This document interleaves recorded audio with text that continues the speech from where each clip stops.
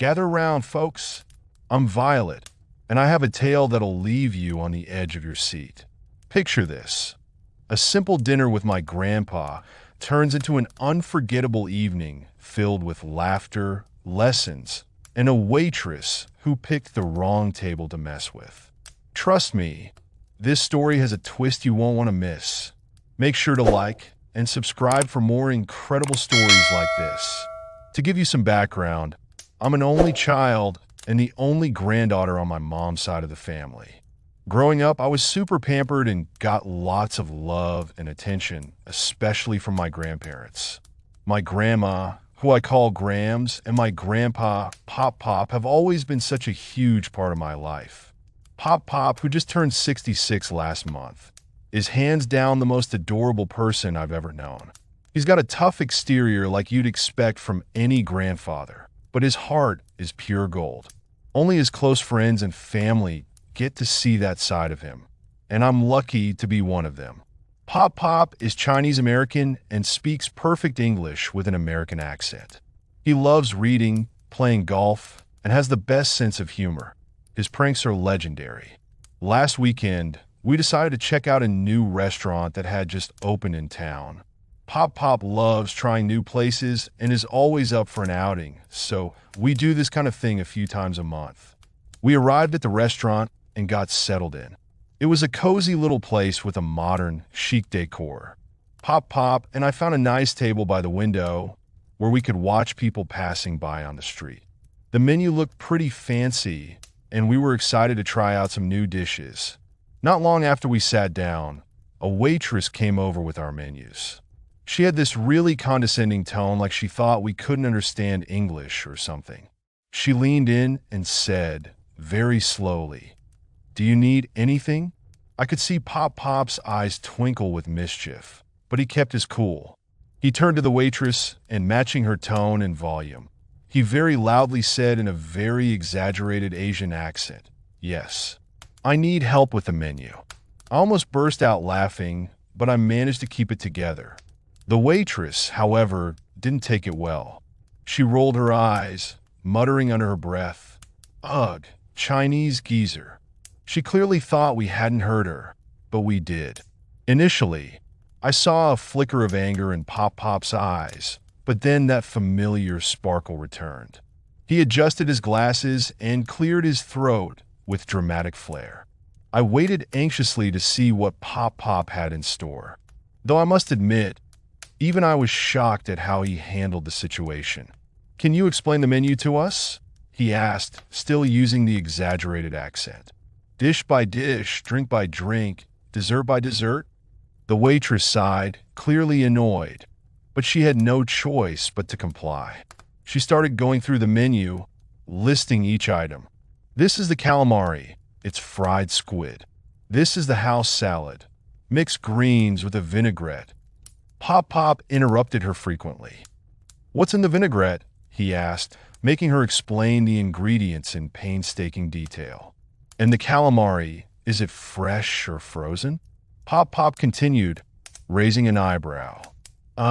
It's fresh," she replied, barely hiding her irritation. This went on for about 10 minutes. Pop Pop held her captive, making her repeat things occasionally just to prolong her discomfort. "What kind of seafood is in the paella?" Pop Pop asked, still using the exaggerated accent. It's a mix of shrimp, mussels, and clams," the waitress replied, trying to keep her patience. "And the lettuce in the house salad." Pop Pop continued, "Is it romaine or iceberg?" "It's mixed greens, sir," she said through gritted teeth. Pop Pop nodded thoughtfully. "Mixed greens. Interesting. Is the dressing made here or bought from a store?" "It's made in-house," she replied, clearly struggling to maintain her composure. Pop Pop leaned back and smiled. "Could you repeat that? I didn't quite catch it." The waitress sighed. "It is made in-house." He nodded again slowly. "Thank you. And how is the steak cooked?" "Any way you like it," she said quickly, hoping to speed things up. "Oh, I see. And what sides come with the steak?" he asked, drawing out the interaction even further. "Mashed potatoes or fries," she replied, her voice flat. Pop Pop turned to me with a grin. Violet, do you prefer mashed potatoes or fries? I could barely keep a straight face. I think mashed potatoes, Pop Pop. Ah, good choice, he said, then turned back to the waitress. Could you tell me more about the desserts? It was a masterclass in patience and subtle revenge. At one point, the waitress gave me a desperate look, but I just shrugged, trying not to smile too much. She had no idea who she was dealing with. After going through nearly the entire menu and having the waitress repeat everything so many times that I literally lost count, Pop Pop leaned back in his chair and looked at me. It's no good here. We must go, he said loudly, still using the fake accent. We gathered our things and got up to leave. The waitress looked stunned, and for a moment, I felt a little bad for her, but then I remembered her rude comment. As we walked out, Pop Pop switched back to his normal voice and said, Violet, let's find somewhere with better service. We ended up at a cute little diner a few blocks away. The staff there was super friendly, and the food was amazing. Pop Pop and I spent the rest of the evening chatting and laughing about the whole incident.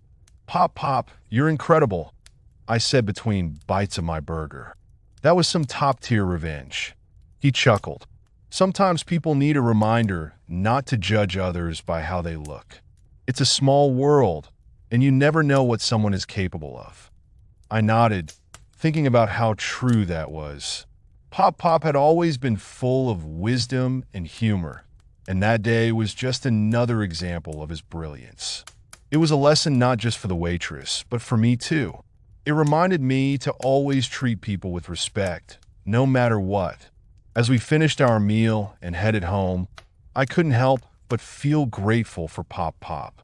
His heart of gold, his wisdom, and his playful spirit made him the best grandpa anyone could ask for. That day at the restaurant was just another reason why I adored him so much. So, what do you think? Did Pop Pop teach the waitress a valuable lesson? Maybe you've had a similar experience with a wise elder. Share your stories in the comments below. And thanks for joining the ride.